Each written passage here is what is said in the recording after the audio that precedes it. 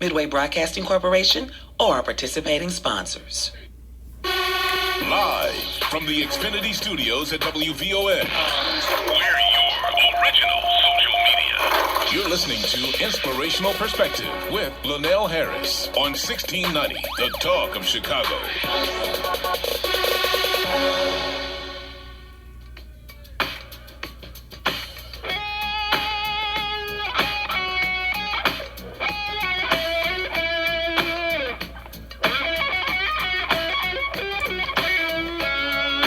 If you wanna be about it, come on, let's talk about it. Change up the things you see. Open your mind to possibilities. Find your power, passion, and purpose. You know it's time for you to walk in greatness. Let's murder mediocrity. Slay your goals, live out your dream. Your best life now. Inspirational perspective. Open your mind to a better life. It's time to live your dream. Your purpose now. Inspirational perspective. Let's slay your goals, let your greatness flow. With inspirational perspective. Good morning, Chicago. You're listening to Inspirational Perspective. I'm your host, Linal Harris, your very own life coach, right here on WVON 1690 AM, The Talk of Chicago. Inspirational Perspective on your radio is all about murdering mediocrity and living the best life possible. So as I ask you every Sunday morning, are you living the best life possible? And this is the place to be to explore that possibility. Well, good Sunday morning, everybody. Man, blessed to be on the airwaves this morning. Show is starting a lot late, and a lot late for, I guess good reason, because there was a horrible accident on 290 on the way in. And you all be safe and be careful driving. If you have to go out in this cold, please be safe. Be careful, cautious, and aware. I saw it happen a distance. I just saw the headlights come on. I saw cars kind of flying across the expressway, and it looked like to me it was black ice that caused one of the cars to go out of control, and a multi-car accident that basically blocked the expressway, and even emergency vehicles couldn't get through. And so to those families and to the individuals in the accident, my prayers are with them, and hopefully they are okay. And for those of us going out this morning, just keep in mind it's -6, you all. And in this kind of weather in Chicago, that black ice will form and you will not see it. You will not see it. So my producer's just walking in. I'm guessing he was stuck in the same thing. And so anyway, we're on the air. Now, here's the irony of today's circumstance. Because the topic is how to keep your commitments. And I'm sitting on the expressway as all this is happening, and I couldn't help but, smile and think to myself, man, what phenomenal material for a conversation like this. Because commitment, and this is later, I was going to share this later, and I'll cover it again. But commitment isn't about perfection. And this is, I believe, what happened this morning to me is the perfect example of why, as human beings, we cannot make a 100% commitment and keep it. We just can't. Commitment is not about perfection.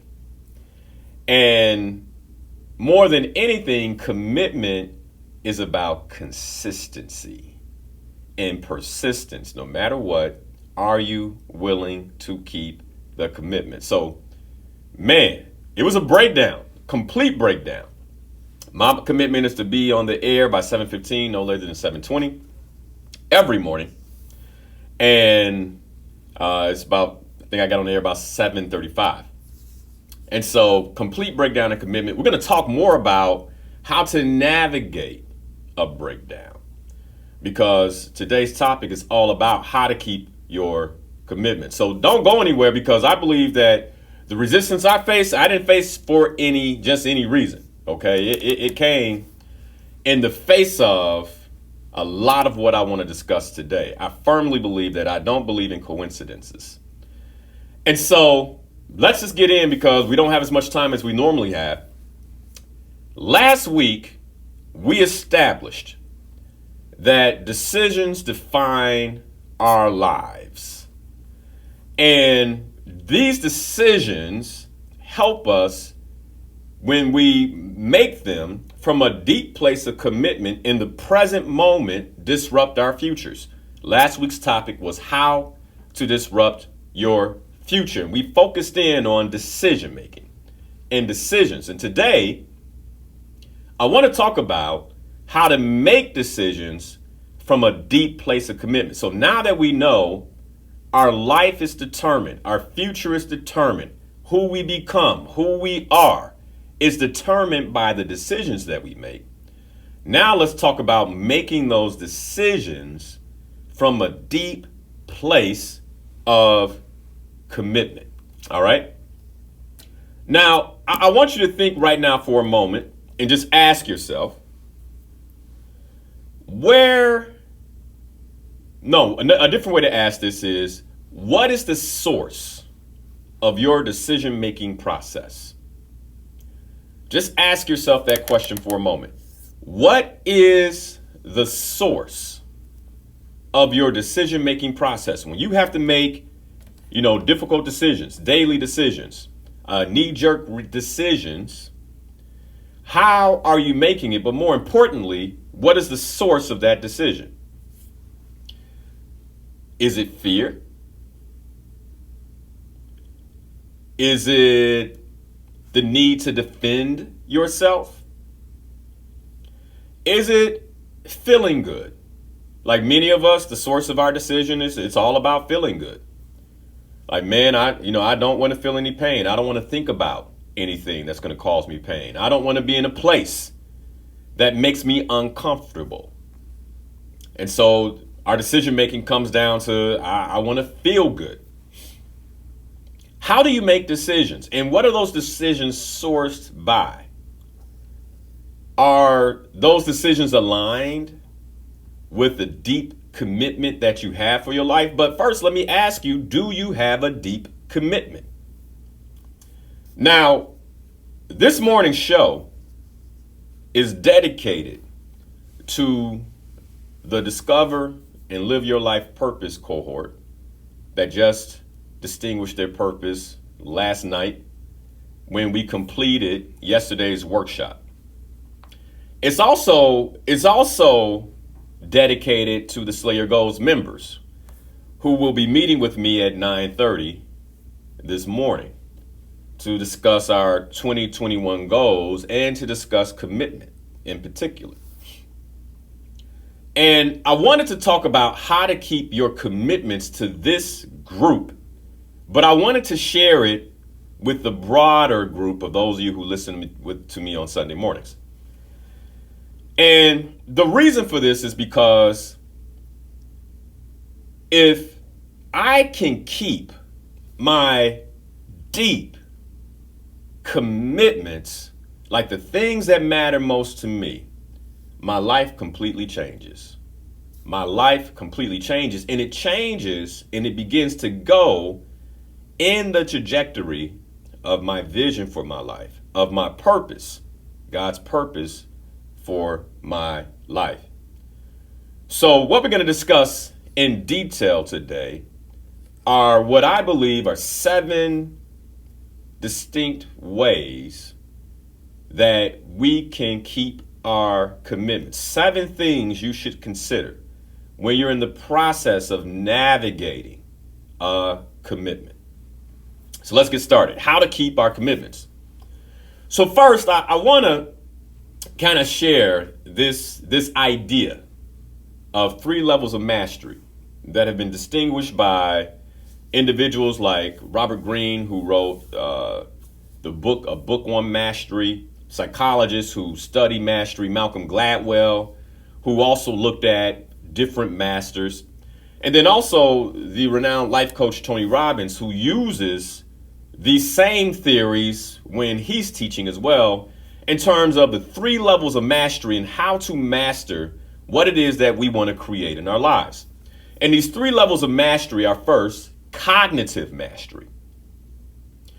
And what I mean by cognitive mastery is the ability to understand something. Again, remember, this is all within the framework of commitment this morning. So first and foremost, what we want to look at is the ability to truly understand your commitments, like your cognitive mastery of the commitments and why the commitments exist in the first place.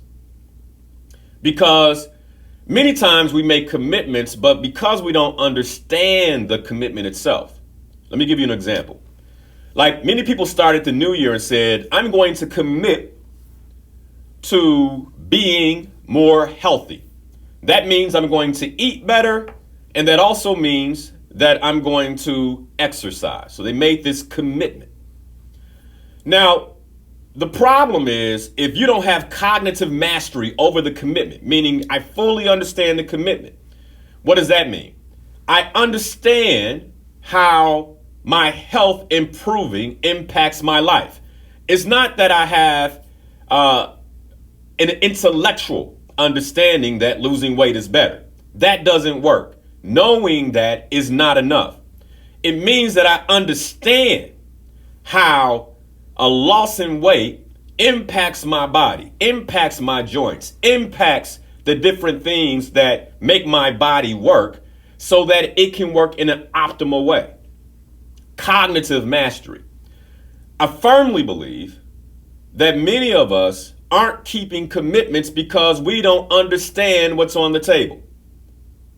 And because we don't understand what's on the table, we haven't cognitively mastered it, then we're not really armed in a way that allows us to keep our commitments. So if you're committing to something, think about it, right? A commitment is a big deal.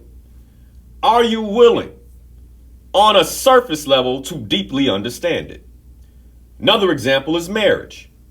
Most folks go into marriage without a good understanding of what marriage is. So then when the commitment is under fire, they have an intellectual understanding of marriage, 2 people in a house that has a family, that blend their finances, etc., but they don't really understand the institution of marriage itself. And because they don't understand the institution of marriage, there's no cognitive mastery. And when the commitment is under fire, then I can, in many ways, absolve myself of that commitment. That's number 1. Number 2 is emotional mastery. And these are the 3 levels of mastery, by the way. Emotional mastery is your ability to feel the impact of your commitment. Let me give you an example. I'm a father. I'm committed to my son.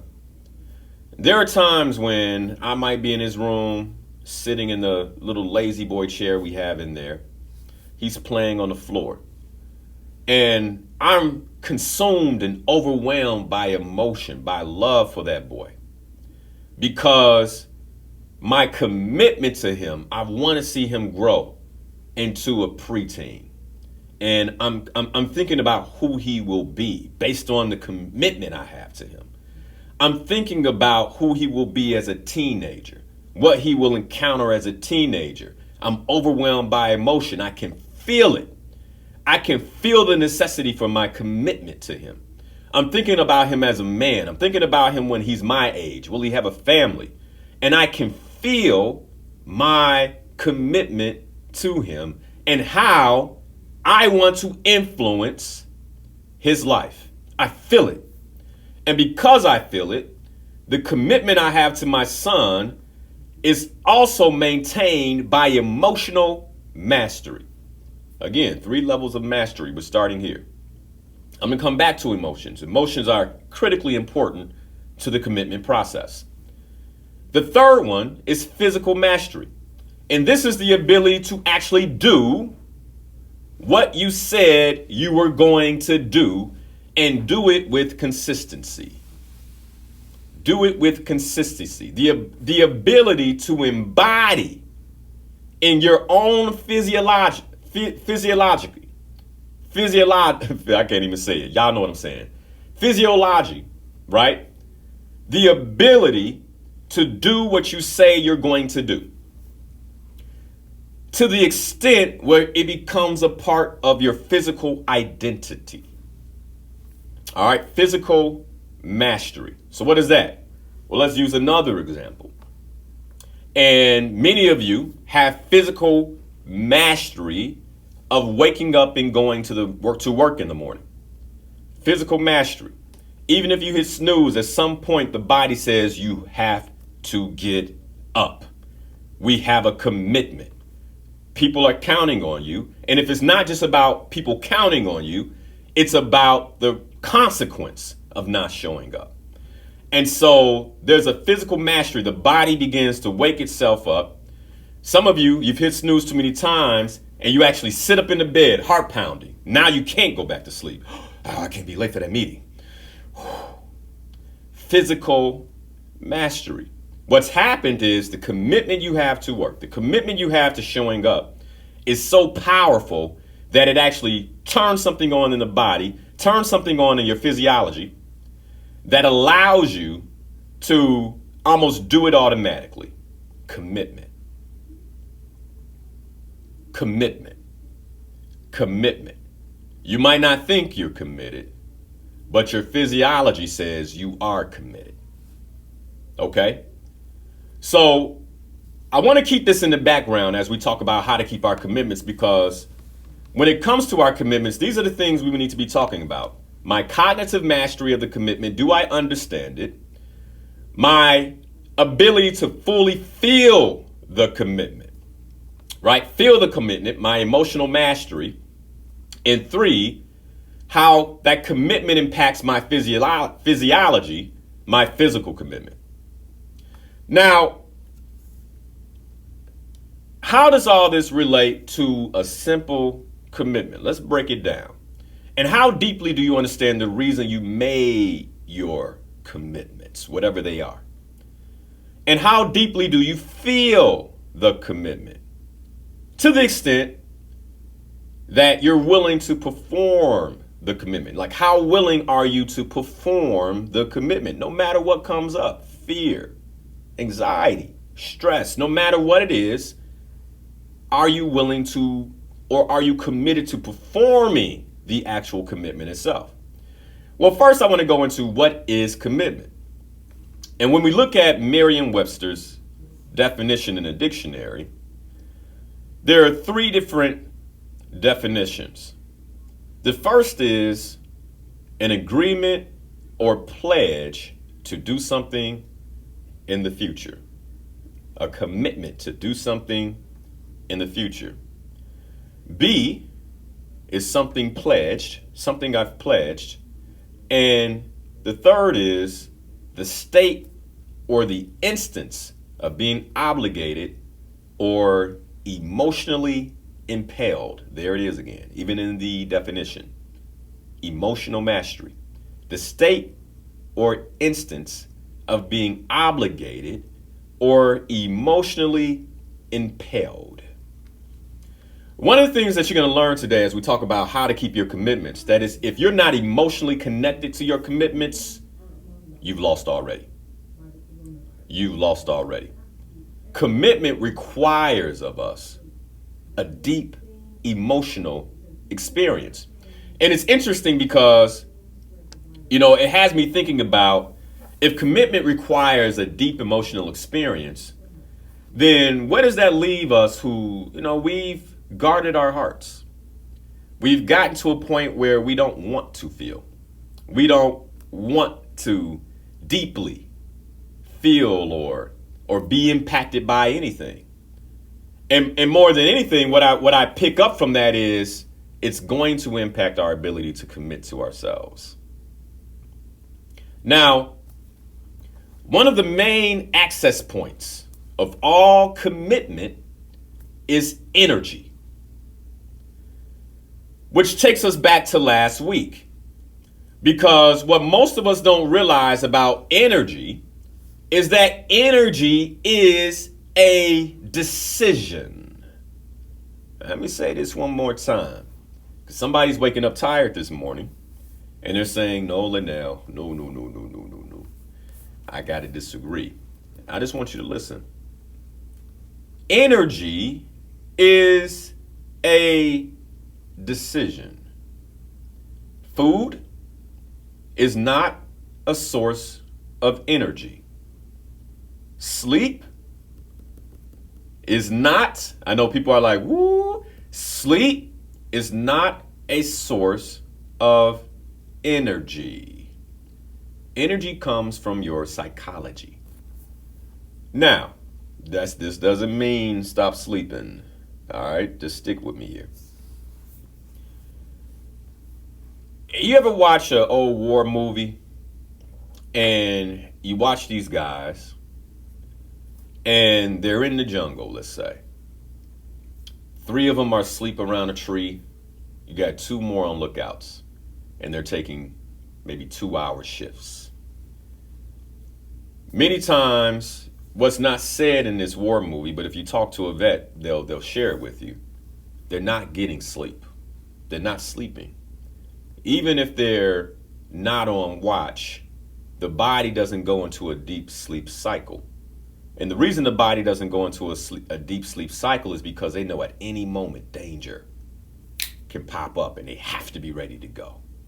So they might be there resting their eyes, drifting off for a moment, but one sound of a branch breaking, one sound of a gun going off, and all of a sudden, the energy level is there to fight back, to run, to do whatever's necessary to defend that perimeter. Energy comes from our psychology.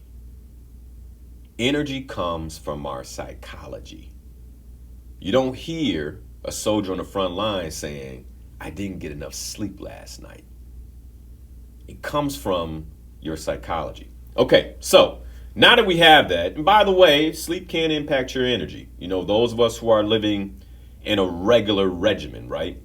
So let's be clear. But I want you to understand that just because you didn't get sleep is not an excuse to break a commitment, because energy comes from our psychology.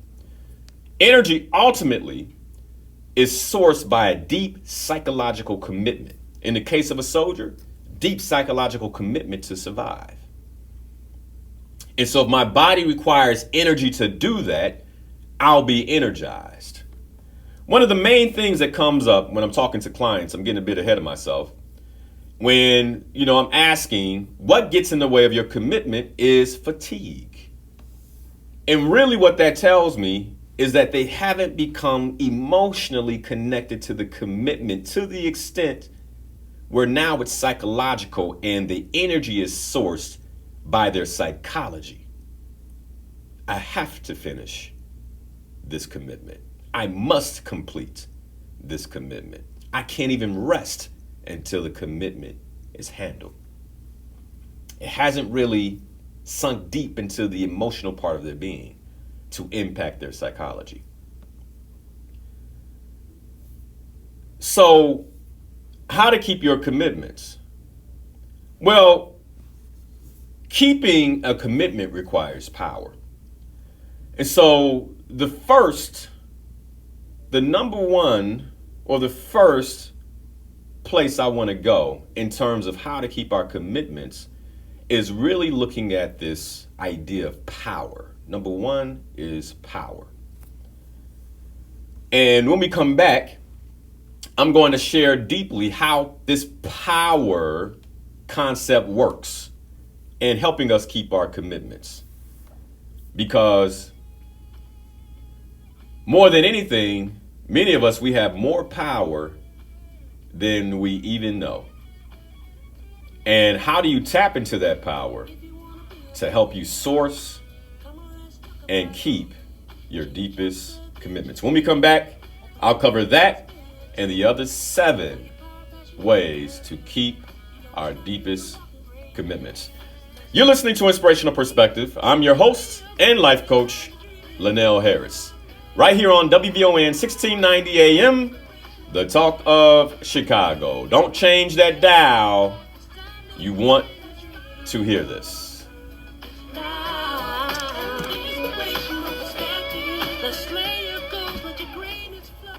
My name is Dale Pazinski. All right. I'm 19 years old. Morning.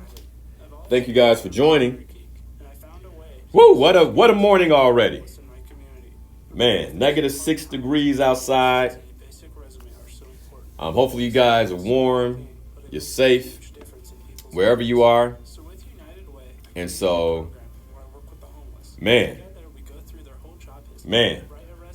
how to keep our commitments. Interesting start to the show this morning, man. Let me tell you. You know, when I saw that accident happen, I said, really? This is how it's going to go down?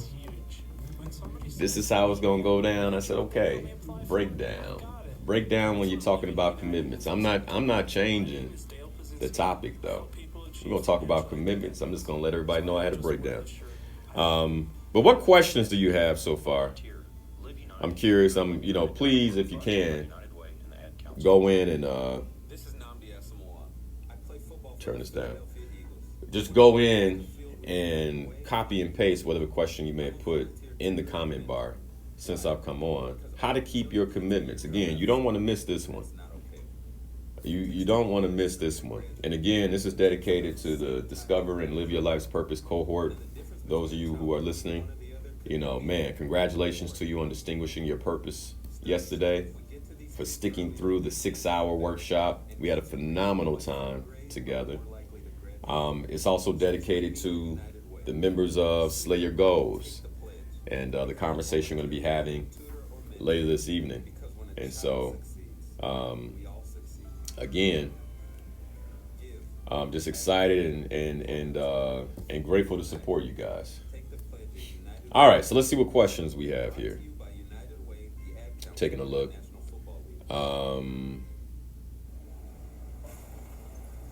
When I grow up, I want to be a new Let me pair see of here. blue jeans. Okay, When I grow up, I so want to be a kid's first computer. When I now grow everything's up, good. I No want to be problems over here. Everything's all good. When I grow up, Thank God for that. I want to be Does purpose drive the deep emotional connection to commitment? Absolutely, it does. Now, the only way that purpose can drive a deep emotional connection is when you come to the personal conclusion. Clarence, the Slay Your Goals is 9:30 a.m., brother. But when you come to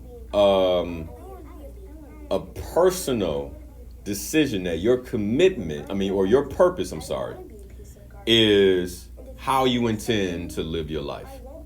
That this is by far the best way for me to live my life. And so when that happens, when that clicks, then all of a sudden, there's an emotional attachment to that purpose, to the commitment of your purpose. And now your ability to make decisions and keep commitments aligned with your purpose, it begins to shift. Like, let's think. So when I left corporate America, that wasn't just a cognitive decision. That was a decision that was backed by all 3 levels of mastery that I shared with you all, right? I understood the impact. I completely understood the risk I was taking. But I understood the risk I was taking if I didn't leave. I understood how that would impact me. I felt a need to completely step out and operate within the freedom of my purpose with no restrictions. Like I could feel the walls closing on me emotionally. And physical mastery was coming down to just doing it, leaving, and not accepting any other jobs, right? And that came down to, in many ways, my personal integrity. So hopefully that helps you in terms of that decision. How can a person tell when previous emotional walls could be hindering? Could be hindering present commitments. How you can tell is I'll give you an example. So,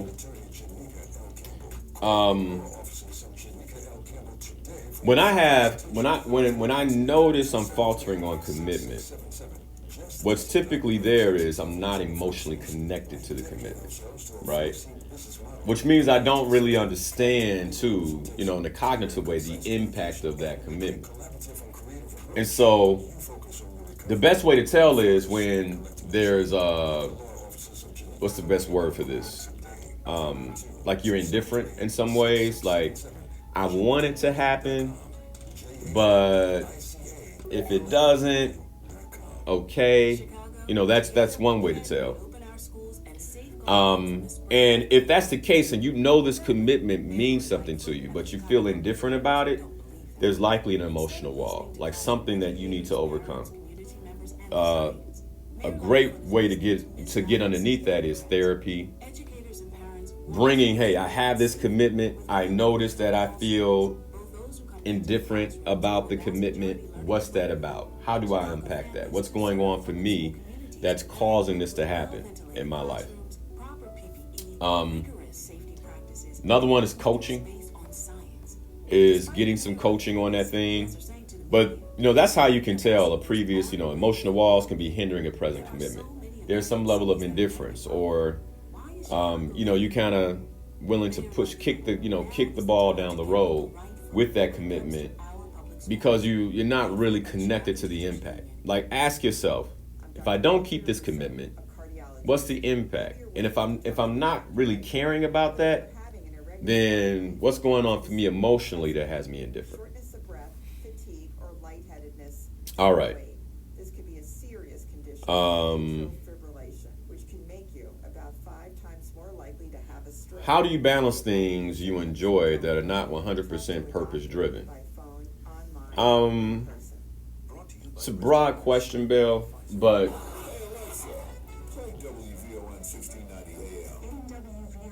I mean, you enjoy it. Is it a commitment, though? That's the question. Like, is it a commitment? Because if it's not, then you balance it by focusing on the commitments and the space that's open for the things you enjoy. You stick things into. All right, we're coming back. I didn't come back to that question.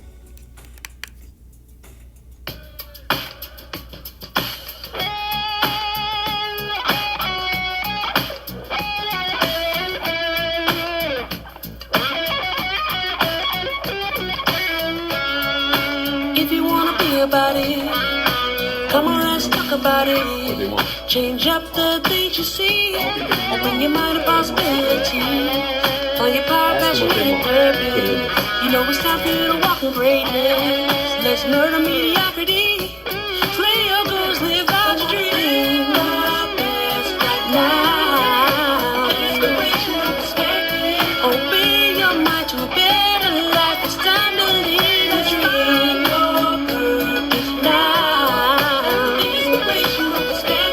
Let's slay your goals, let your greatness flow with inspirational perspective. All right, we're back. You're listening to Inspirational Perspective. I'm your host, Linal Harris, your very own life coach, right here on WVON 1690 AM, the talk of Chicago. The topic this morning, how to keep your commitments. We began diving into the first of the 7 ways to help us source and keep our commitments. And number 1 is power. Now, let's talk about power. No different than the workings of a light switch, right? Is how power works in our lives. So let me use this analogy of the light switch to kind of help you. The switch on the wall is committed to turning on your lights, all right? It has a purpose.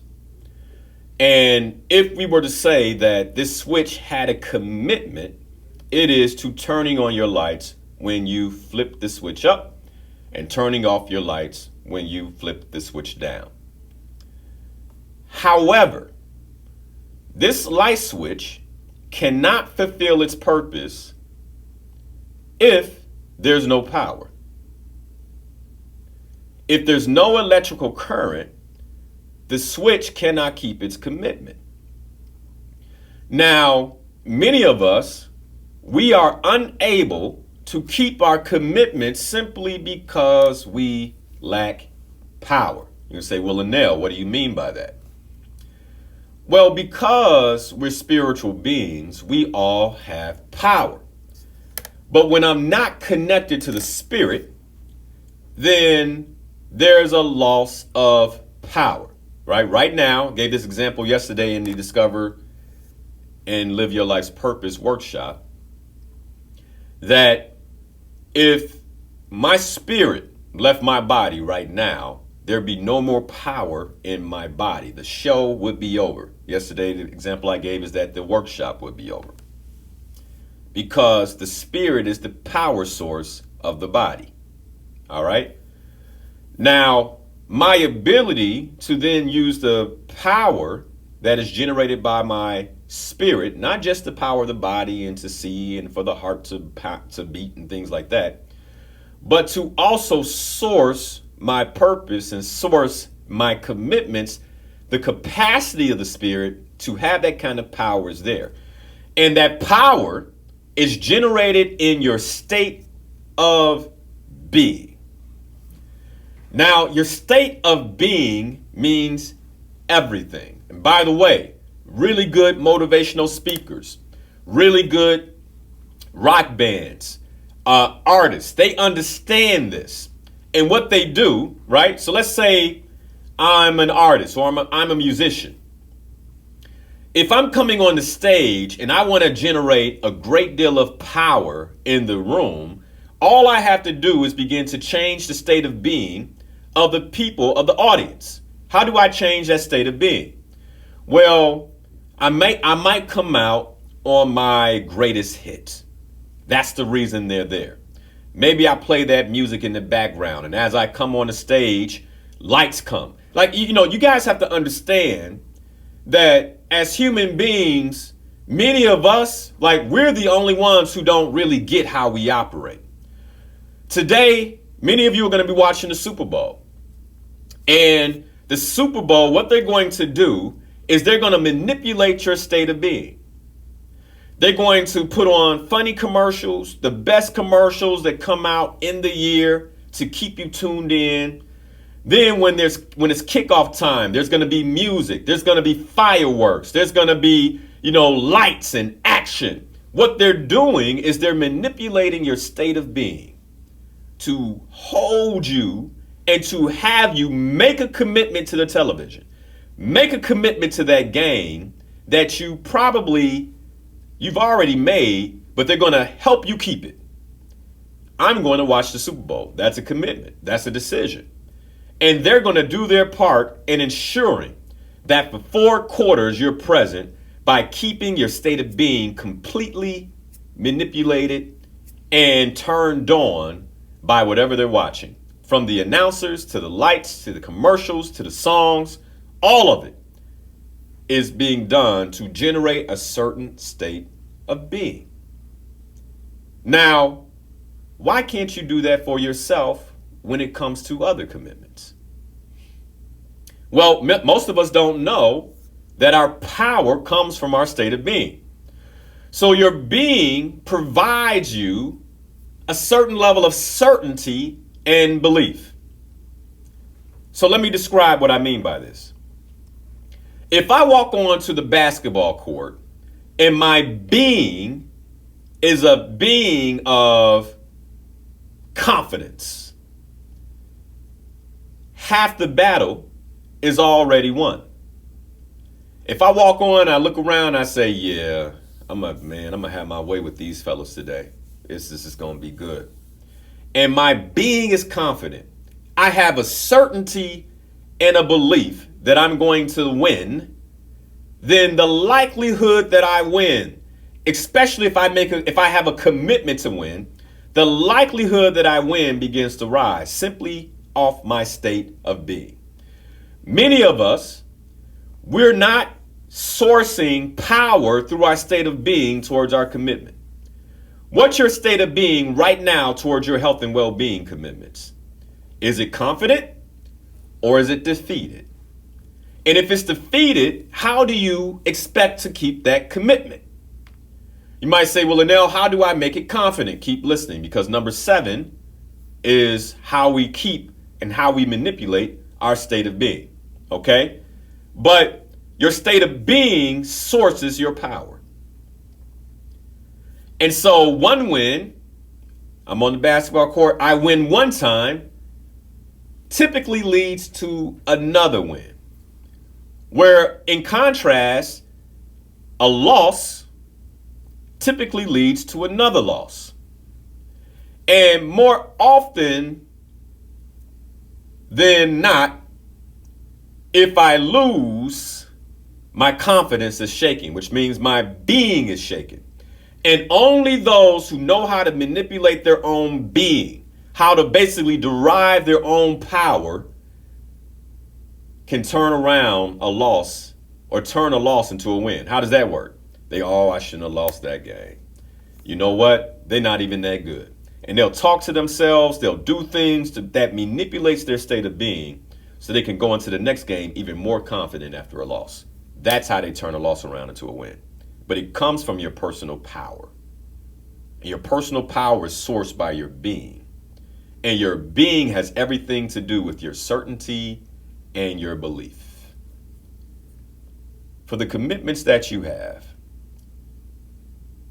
do you even believe that you can keep that commitment? Your goal around your health and well-being, the goal you have around your marriage. Maybe you have a goal to be in relationship and you've made commitments around your conditions of satisfaction, but do you believe it? Because if you don't believe, there's a disruption in your power to keep the commitment. And if you want to keep that commitment, if that commitment is important to you, then you're going to have to begin to pay attention to your state of being and to the power you place in the arena of that commitment. I mean, think about your career. Think about your finances. Do you actually believe that the commitment you have to financial clarity, the commitment you have to generate more revenue, is something that you can win at? Because that belief in itself begins to generate a power through you that begins to shift the energy you bring to that commitment. Number 2, momentum. So number 1 is power. Number 2 is momentum. Now, taking massive action with no certainty is called trying. Okay? So going back to the power aspect, just because you're in action, if you're not certain, that's what we call trying. And we don't want to try, we want to do. So when you think about momentum, momentum is important because it leads from one win to the next win. For instance, every day, if I'm keeping my commitment to my health and well-being, that's a win. The next day, that's another win. That begins to create momentum. And the more momentum I have day after day, the more likely I am to walk in alignment, in integrity with that commitment. Now, this is the other reason when we think about momentum, why vision and visualization is so important. Because when I visualize something, it increases my certainty that I can actually reach it. And visualization brings certainty to the table because I can see it. As human beings, the way we operate is typically we cannot create what we cannot see. So if I can't see myself in a loving relationship, my ability to create it, my certainty, by the way, that impacts my being, impacts my power, and throws off my momentum. Now, let me say something to the person that might be getting upset about this topic in this conversation right now. Because what I do know is that we live in a victim culture. And part of what I'm talking about is it rotates around the realm of personal responsibility. Like, in order to be in a conversation like this, you have to be willing to take on personal responsibility for your life, personal responsibility for your commitments. And in this victim culture, what happens is when we're under stress, we begin to blame others for our circumstances. Oh, you know, if I hadn't grown up the way I grew up, my parents did it. The white man did it. The government did it. Like, we start blaming things in this victim culture. And what happens is we begin to blame others for our losses, and we look over the truth of the matter. And the truth of the matter is, I haven't kept my commitments to myself. There's nobody else to blame. Only me to look at. Only me to assess.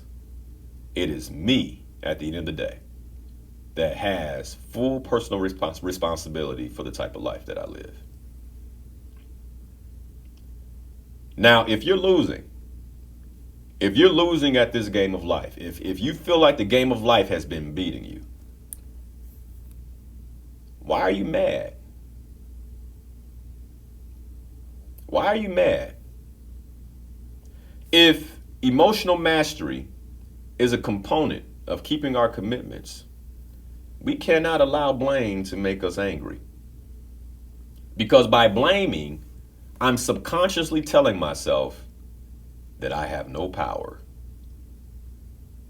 I want you all to keep this in mind. Like, whenever you're blaming somebody else for something, for a commitment you can't keep, what you're subconsciously telling yourself is that I have no power in this situation. If I'm blaming my wife for the state of our marriage, you know, if Pam would just cook, by the way, she's phenomenal, right? She takes care of our meals. She's great. I'm just using this as an example. If Pam would just cook, if she would just do this, if she'd been, man, our marriage would be better. It's her fault. I'm in this horrible marriage. Like, what kind of man am I? I'm blaming my wife for the state of my commitment? I made a commitment. And if I'm blaming my wife, then really what I am is a man with no power. No power. And it's likely I have a pattern in my life that represents a lack of power. So it's likely that my marriage is not the only thing failing. Now, if you have a pattern of a lack of power, this is what I want to say to you. We are not our patterns. That's just a pattern. And you are not your patterns. There is always a way to create lasting change in a different direction. There is always a way to create lasting change in a different direction. And the first step is to begin practicing emotional intelligence and master your emotions. Stop being mad at other people about the state of your affairs. Oh, but you don't understand, my boss. Stop being mad at other people about the state of your life's affairs. Oh, but you don't understand, my parents. Stop being mad at other people about the state of your personal affairs and take some personal responsibility. The most important resource that we have in this world as human beings in terms of our overall physiology is our emotions. And your emotional fitness requires a state of readiness to keep your commitments. Now, I use the example of soldiers. I had a couple of veterans here on Facebook. And what they said, they were like, Linal, you're 100% correct when you speak on the soldier. A soldier, they're going to have the energy to defend themselves. In that moment, they're not blaming anybody. They're taking personal responsibility for their safety. They're in action. Many of us, we got to work on our emotional fitness. Are you ready? Like emotionally ready to take on commitment? If not, that's the work. See, because here's what's usually missing when people don't have the proper emotional intelligence and intensity. Like here's what's missing. Number one is commitment. We already know that. But our emotional capacity, our emotional fitness impacts our creativity. It impacts our determination. It impacts our certainty. We talked about that in regards to power. It impacts our flexibility. It impacts our ability to connect. It impacts our compassion. And it impacts your vision. Many of you can't set a vision for life because you're not emotionally fit. And you got to start taking responsibility for your emotional state. You're always mad. You listen to the radio, you get mad. You turn on the television, you get angry. You know, wherever you are, the cashier made you mad because she spoke to the person in front and didn't speak to you. Oh, she's being right. You're just mad at everybody, everything outside of yourself because you're not willing to take a look at yourself and realize you don't keep your commitments, and that's why your life is in the state that it's in. All right, I'm done with that. You have no limits except the ones you're accepting, folks. You have no limits except for the ones that you accept. Most of us aren't keeping our commitments because we have a story that we have limits. Oh, I can't eat that. I'm going to be so hungry. Limit. Just put a limit on yourself. Oh, I can't eat right. You know, I see something I want. I just got to have it. Another limit. Oh, I can't be faithful in my marriage. You know, we're not even intimate. Another limit. Oh, I can't hold on to money. You know, man, money just burns in my pocket. Another limit. Oh, if I knew how to, handle my finances better, I'll probably do another limit. If my boss, another limit. Take personal responsibility. What's your story? You've been telling yourself stories. You've been telling yourself stories that it's other people, other things. Most of us, our reasons for why we can't do things is outside of us. Oh, I didn't have enough energy. Oh, I didn't have enough time. Oh, I didn't have enough money. Oh, I don't understand technology. Oh, I wasn't educated the same. Oh, I don't think there's enough research about there. I don't know enough about that. Oh, I'm under terrible management. Oh, I work with terrible people. Everything outside of you. Let me give you another example. There's some research on people that live in tornado zones. And they ask them, why don't you all move? Like every year, tornadoes come through your neighborhood, tear up the neighborhood. It's like playing dice, like shooting dice, whether or not your house is going to get hit. Insurance premiums are high, house get hit, the roof gets torn off. They go through the trauma of that. Insurance comes out, put the roof back on. They sit there, go through another winter, another spring, another summer, right into another tornado season. You ask them why did they move, they can't even tell you. I'll tell you why. What happens is, over time, we begin to develop an emotional home. And we get used to certain ways of being. Many of them have become addicted to the anxiety of tornadoes. That's their emotional home. And because that's their emotional home, they'll be a victim of the tornado every year for the rest of their lives until either one, the tornado takes them out, or just life. What's your emotional home today? Because number 3, in terms of the ability to keep our commitments, is emotions. See, emotions play a big role.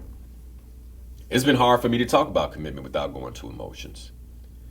And your emotions either support or tear down your relationship to your deep commitments. Here's an example. Marriage is a commitment. Both people in a marriage are committed to the success of the marriage. We hope. Okay? But in most marriages, both people are committed to the success of the marriage. Yet, in most marriages, the way of being is based on the feelings of either party. Let me give you an example. I feel loved, so I love. Right? So if I feel love in my marriage, I'm loving back. I feel taken for granted, so I back off, so I can be seen. Now, mind you, the commitment is love, but now I don't feel love, so now I do something. I react so I react to the external circumstance versus come from the internal commitment. So, oh no, she take me for granted. Okay, watch this. Watch this. And by the way, I've done this. Oh, she don't see me. Okay, all right. See what it's like the next time she pump her gas. I've actually said that to myself. And it's cold outside. I'm like, you don't see that? Okay, watch this. Right? That's not the commitment. That's a breakdown in commitment. Because from love is not, I'm going to force you to see me. From love is, I'm going to love you. That's the commitment. Here's another example. In my marriage, I feel wronged, so I retaliate. He won't be getting no dinner tonight. Watch this. Consider that your feelings will seldom align with your commitments. Consider that your feelings will seldom align with your commitments. But from 100% commitment, how I feel shouldn't dictate my actions. The commitment does. The commitment does. This is why so many marriages end with regret when they end. See, because both parties, they abandoned the commitment. So they're left with, what if? What if I went all in? Like, I wonder what would have happened in my marriage. What if I had kept my commitment to love no matter what? Like, could we have worked through it? Maybe I could have saw my spouse through this thing. I had a client that once said, you know, Linal, it's hard to be the bigger person all the time in marriage. And when this client said it to me, I sat back and I thought for a moment and I said, well, can you see how you just made your spouse wrong with that statement? Because if you're the bigger person, that means that your spouse is the smaller person. That means that you're right, your spouse is wrong. And commitment isn't about fairness. Commitment isn't about being right. It's simply about being committed. And if the commitment is love, then that's what there is to do. Love. See, but what happens is in relationships, we take these roles, gender roles, power roles, you name it. And that has nothing to do with the commitment of marriage. Nothing. The commitment of marriage is love. That was the promise. It's not about being the bigger person. It's not about being right. It's about being my commitment. Come on, Valentine's Day. It's next week. Come on through. Y'all ready? How you do commitment in one area of life is how you commit everywhere else. It's the truth. Best place to practice, man, for those of us who are married is in our marriage. Because how I do commitment in my marriage is how I do it in my business, how I do it with my purpose, how I do it with my health, how I do it in my finances, how I do it in my work, how I do it in my spirituality. Commitment. See, emotion is what we're all really after. It's about the feeling. And the person who controls how you feel is you. So number 3 is emotions. How I feel is very real. Your biggest enemy when it comes to commitment is going to be how you feel. And what happens is our emotions will cloud the commitment. This is why we have to be emotionally connected to the commitment in the first place. Because if I'm not emotionally connected to the commitment, man, any detachment from the commitment, another emotion will come in and completely cloud it. Completely cloud it. And then here's the problem. Feelings come and go. But the commitment, though, that should last. What's the commitment? In our relationships, we want to make decisions from our commitment. Not frustration. Definitely not feelings. Because you ain't going to feel that way tomorrow. And not anger. Commitment has depth. Long after the feelings have left. So, when we think about full commitment in the self, full commitment will always generate a deep emotional response at some point. And the best way to think about this is, marriage. And that's why I brought marriage up. So think about a wedding. What we've done in our society, because we understand how our human physiology works, right? We have ceremonies rooted in traditionalizing the genesis of a commitment. All right. So, for instance, someone goes to church and they convert. Typically, there's a deep emotional experience that comes with that conversion.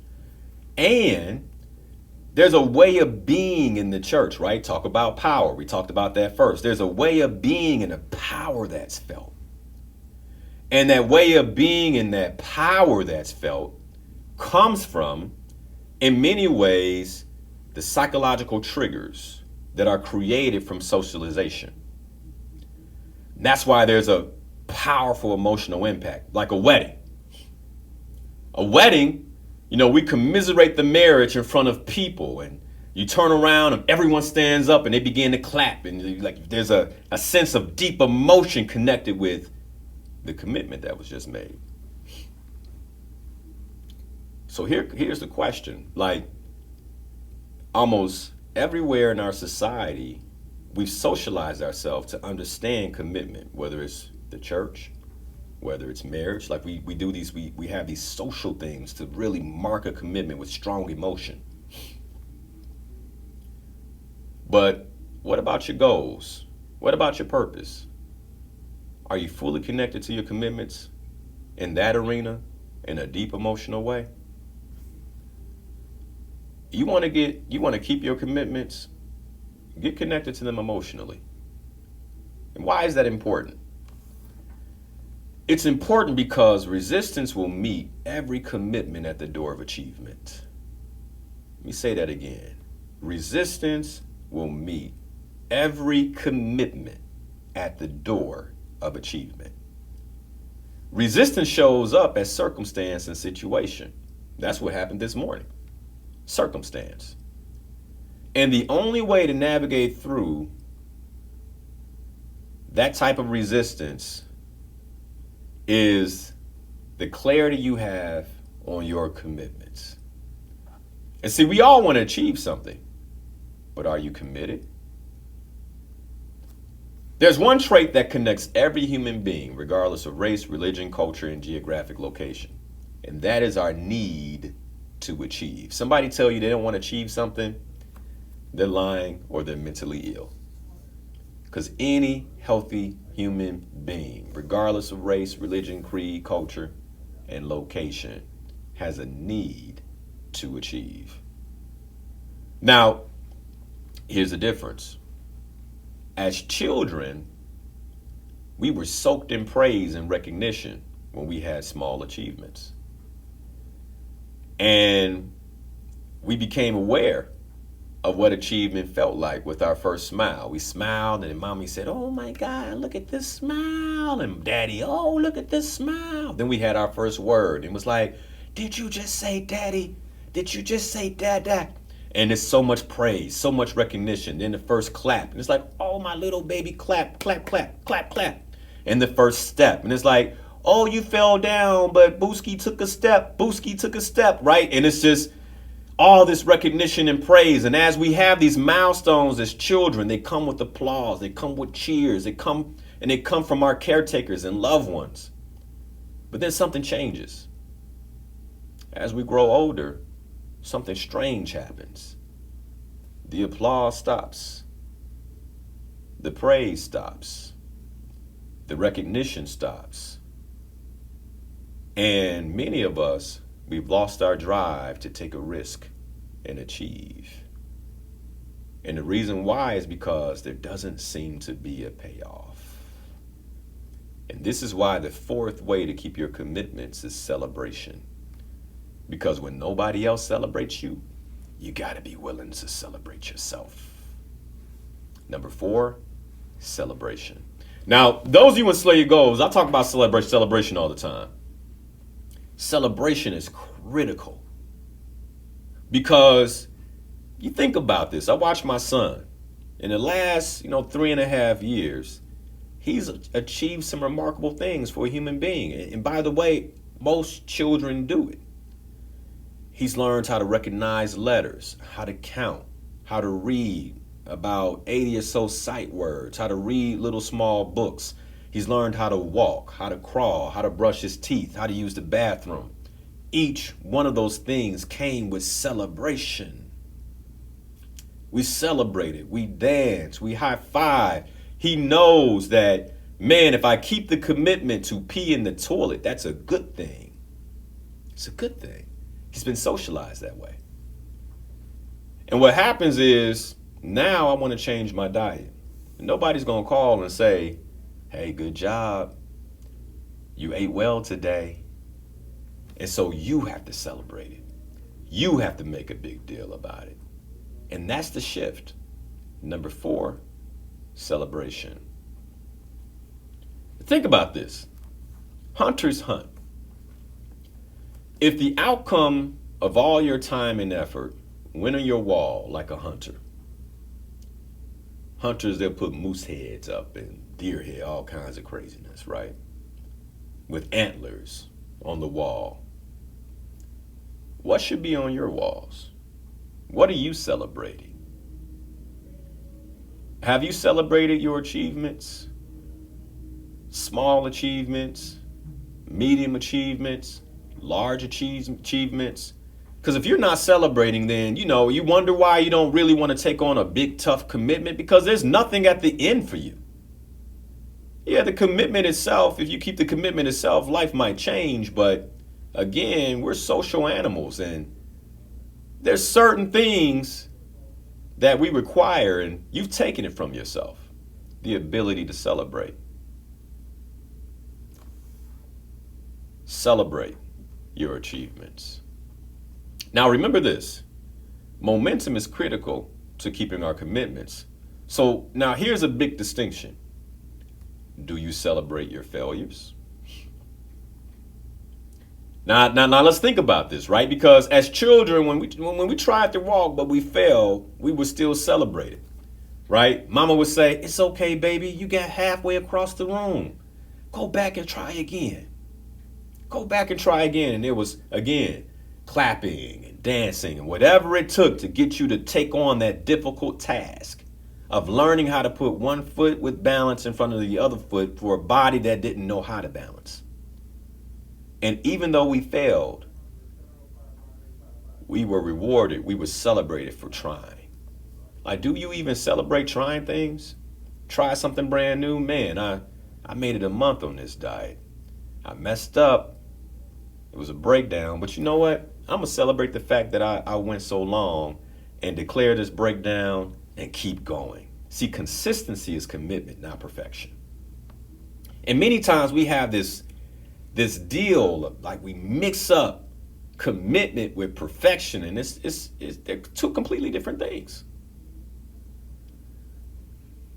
As adults, what happens with celebration is it shifts to a feeling of inferiority. When I make mistakes, I make it mean something about me. So then I began to pursue perfection because I don't want to make mistakes. Because every time I make a mistake, I make it mean something negative about me. And what happens is perfection will always hinder progress. This is why I created the mantra, you all, that we say at the summit. Today I choose progress. The commitment is progress. The commitment is progress, not perfection. Because today I choose progress. Let me ask you a question. Are you fully committed to progress? Are you fully committed to your goals? So committed that you don't mind failing. And if you fail forward, you'd celebrate. All too often I see so many people starting things they never finish. So many pursuing a new endeavor and then they quit at the first sign of resistance. Oh, it must have been a sign. And then others opt out of their commitments for the next best thing until the new next best thing shows up. And I'm going to tell you something. You're going to find yourself in that circle in your life, always starting something and then dropping it. And then always starting something new and dropping it until you master the science of keeping a commitment. What could you achieve if you were fully committed to your purpose, aligned with your goals, and willing to pursue them imperfectly? Like, what could you achieve if perfection was not on the table? It was okay if you made mistakes. It was okay if you failed. You're just willing to consistently pursue your purpose, consistently pursue your goals. Our imperfection actually serves us in a great way. Because breakdowns lead to breakthroughs. And so when I admit a breakdown, I messed up. I was late today. Breakdown. I'm aware. I address the emotions. I get present to the facts. There was an accident. Maybe I need to be here a lot earlier than I thought. 15 minutes is not enough. Maybe it's 30, whatever it is. What's my commitment to be here? What actions will I take in the face of that? Breakdowns actually make us better if we're willing to call them out. One commitment, one area of focus can change everything. This is how one action can lead to total transformation. But first, you have to take the one action from a deep place of commitment.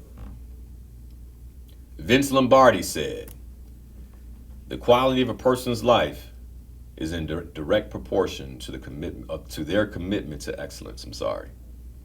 Regardless of their chosen field of endeavor. The quality of a person's life is in direct proportion to their commitment to excellence, regardless of their chosen endeavor. Vince Lombardi. If you're a human being like me, if you're listening, you are. You probably have a lot on your plate with plenty of conflicting priorities. You probably also find it difficult to stay focused and keep the commitments you make to yourself. And this is where awareness and focus come in. And number 5 on the list of 7 to keep your commitments is awareness. When I covered self-discipline last year, go back and Google that show on YouTube, put it in YouTube, Self-Discipline, Linal Harris. I talked about the 3 aspects of self-discipline. Number 1 was awareness. Number 2, commitment. And number 3 was focus. The awareness to declare my breakdowns and commitment is everything.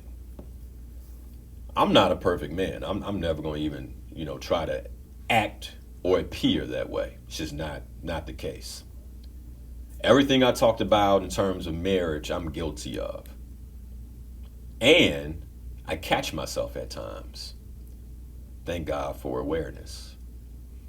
And when I become aware, I can declare the breakdown. Oh, wait a second. I'm about to act from anger versus love. How do I want to play this? The power of recommitting to a goal and the ability to admit there's a breakdown is probably one of the most powerful things that we can do. And this is why we want to gain clarity on why we made the commitment in the first place. Why am I married? Okay, I'm mad at my wife. Why am I married? That's right. It aligns with my purpose. She aligns with my purpose. I love her deeply. I love our family. I still feel like she's wrong though. But what I feel doesn't matter. The commitment is love. How can I love her? What does she need? How can I show up for her? Commitment. In the face of the breakdown. And what we do is we recommit, we define the next action to take, and you wash, rinse, repeat. Wash, rinse, repeat. Wash, rinse, repeat. Recommit, because commitment is a practice. It's not something you just up and master, it's a practice. And let me tell you all who want to be perfect, perfection is a goal-killing cancer. Let it go. Give it up. Are you willing to confront your fears and take action on your commitments in 2021? Number 6 is focus. What are you focused on? See, here's the thing. Once I'm aware that I'm human and that I have breakdowns in commitment, and I'm bringing my awareness to where those breakdowns may be in my life. Where's the breakdown in my health and well-being? How did it generate itself? Let me declare that. Oh, where's the breakdowns in my marriage? I see them. Let me declare that. Where's the breakdown in my work? I see it. Let me declare that. Where's the breakdown in my finances? I see it. Let me recommit.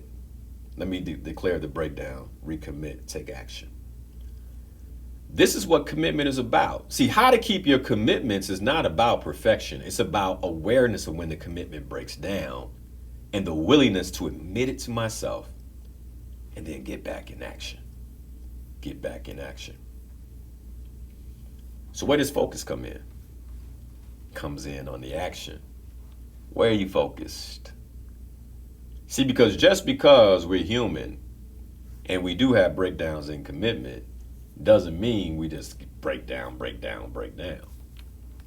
No, when I have a breakdown, I place my focus on the commitment and the actions. So now I'm focused. Oh, this is an area of weakness. Let me focus right here. Let me focus right here. You think about an engineer who's looking over a bridge. He says, we got some breakdowns here in the structure. He doesn't say, well, let's go ahead and fix the concrete on top. We don't do that first. Nope, let's focus on the breakdown area. Let's focus right there. Get the welders. Let's go ahead and make that strong. We can do the concrete later. Focus. Where are you focused? Because wherever there's a breakdown in commitment, that's where your focus should be. Okay, I need to watch this area because I'm letting things slip. I'm letting things fall apart. How do I bring my attention, my awareness, and my focus to that area? Now, here's number 7. You want to keep your commitments, then your inputs need to align with your commitments. This is where many of us have fallen down in the area of commitment. You might have all 6 of these. All 6. You're riding strong in the area of power. You know how to shift your being. You're pretty good. You got momentum. And then when you look at, emotions, like you're connected emotionally. This is something you really want. You can feel it. Then when it comes to celebration, like you're all about celebration, you can celebrate. Then when you look at awareness and focus, 5 and 6, you're focused, you're aware, but you keep having breakdowns because of your inputs. You're listening to the wrong things. You're watching the wrong things. And so all those things are in place, but you can't keep the commitment to eat right because you don't realize your inputs are messing with you. Every time you watch a commercial, every time, like, you're not aware of your inputs. And see, if you want to keep a commitment, then you got to fuel yourself in the direction of that commitment. I gave you all the example years ago. I remember going out for a run a little bit after I was engaged. I'd asked Pam to marry me. I went out for a run. I had music on. I'm running down the street. Song comes on. It's sexually lewd. It's talking about multiple women, menage a trois. And I remember I'm running, I'm thinking, oh man, I never even noticed this song had it in it. Why did I notice it? Because it came in direct competition with the commitment. And I had that one moment of awareness to do something about it. Because here's the thing, many of us, these things click, but when you don't do something about it, now you're eroding the commitment. Don't think that you're so powerful that you can fuel yourself with all types of things that are not aligned with your commitment and keep your commitments. At the end of the day, you're human. And if you load your mind up with filth and garbage and you want to commit to being clean, you're going to have a hard time. You're going to have a hard time. Why make it hard? Just cut the filth, cut the garbage, keep it clean. But that's the big thing. I tell those in the Slay Your Goals community, you change it, you got a big health goal, you start watching health documentaries. Fuel it with inputs. You married, you want to stay married, start watching and start listening to marriage podcasts. Start watching romantic flicks versus other stuff that makes you want to go out and do something. You want to go to the next level in your career, your finances, start plugging into those type of inputs. But number 7 is, do your inputs align with the type of commitment you want to have as an output? It's that simple. It's that simple. There's a book, and in this book there's a soldier. This soldier is told his family has been murdered, and he must choose between revenge or the opportunity to fulfill his life's purpose and his commitment. And the unexpected twist at the end is that his family is still alive and waiting for him. And the tale of his family's murder was a trap that would have led to his death if he hadn't kept his commitment. He wouldn't have been alive to see his family. This morning, your goals, that's a commitment. Your marriage, that's a commitment. Your health and well-being, that's a commitment. Your work, your finances, those are all things you've committed to.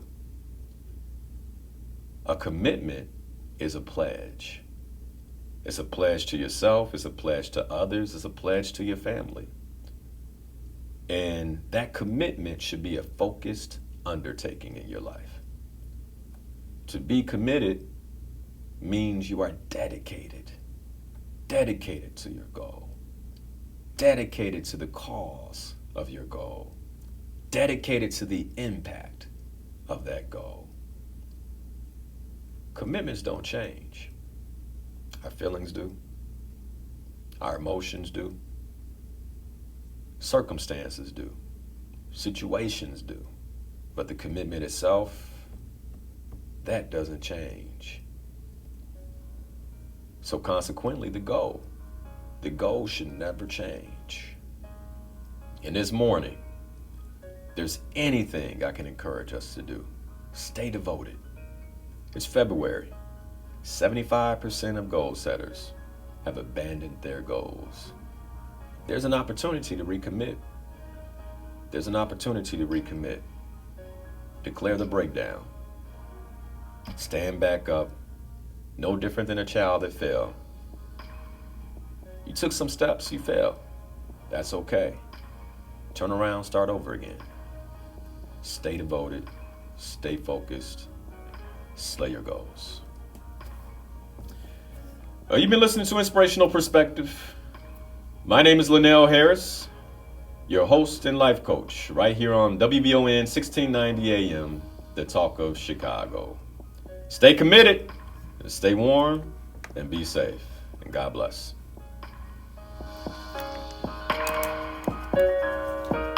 How are you all? That's the show. Slay your goal members. I hope you're ready. We can connect here in a moment. But man, thank you guys for listening. If you got something from this show, share it. And until next time, man, God bless you guys. Take care of yourselves.